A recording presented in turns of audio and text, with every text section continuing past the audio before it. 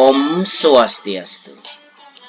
Saya IKD Artejaya dari SMK Negeri 5 Denpasar, calon guru penggerak Angkatan 9, Kota Denpasar. Hari ini saya akan menjelaskan koneksi antar materi modul 2.1 pembelajaran berdiferensiasi.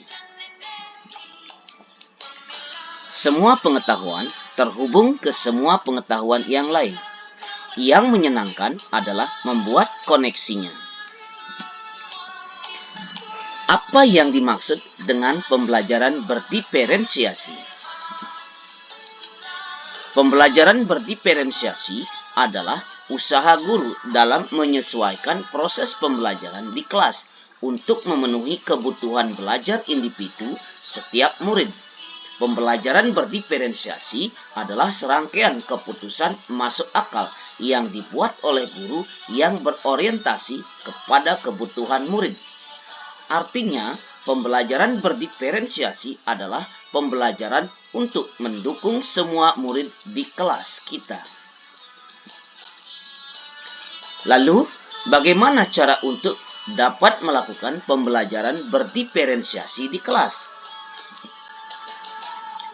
Agar dapat melakukan pembelajaran berdiferensiasi, guru harus dapat memahami tujuan pembelajaran, mengetahui dan merespon kebutuhan belajar murid, menciptakan lingkungan belajar yang mengundang murid untuk belajar, melakukan manajemen kelas yang efektif, dan melakukan penilaian berkelanjutan.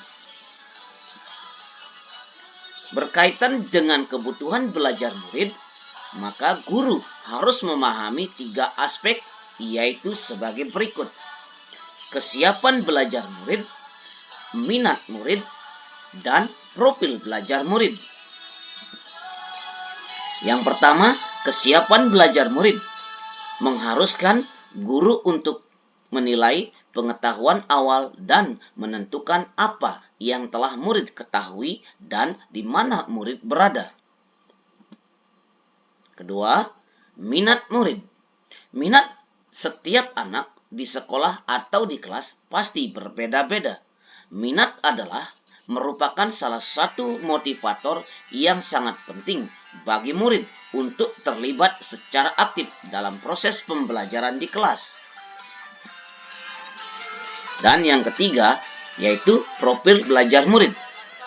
Profil belajar murid berkaitan dengan lingkungan, budaya, gaya belajar, dan kecerdasan majemuk dari setiap siswa itu sendiri. Kebutuhan belajar murid dapat diidentifikasi berdasarkan cara-cara sebagai berikut: mengamati perilaku murid-murid, mengidentifikasi pengetahuan awal daripada murid itu sendiri, mereview dan melakukan refleksi terhadap praktik pengajaran di kelas, berbicara dengan guru murid sebelumnya, membaca rapot murid di kelas sebelumnya, dan menggunakan berbagai penilaian formatif dan diagnostik. Strategi untuk mendiferensiasi pembelajaran dapat dilakukan dengan 3 cara, yaitu: pertama, diferensiasi konten, kedua, diferensiasi proses, dan ketiga, diferensiasi produk. Guru dapat memilih salah satu dari ketiga konten tersebut atau melakukan kombinasi dari ketiganya.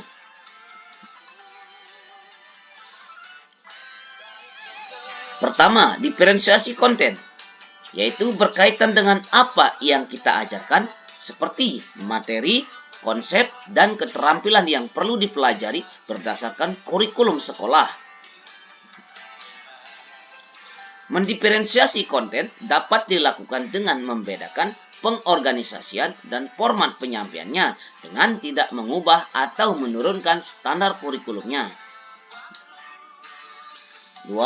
Diferensiasi proses. Kegiatan yang memungkinkan murid untuk berlatih dan memahami atau memaknai konten dengan cara membedakan proses yang harus dijalani oleh murid itu sendiri. 3. Diferensiasi produk. Diferensiasi produk adalah bukti yang menunjukkan apa yang murid telah pahami dengan cara membedakan atau memodifikasi produk sebagai hasil dari belajar murid, hasil latihan, hasil penerapan, dan pengembangan apa yang telah mereka pelajari di kelas. Kemudian, apakah keterkaitan antara modul pembelajaran berdiferensiasi dengan modul-modul yang lain? Modul 1.1, modul 1.2, modul 1.3, modul 1.4, dan modul 2.1.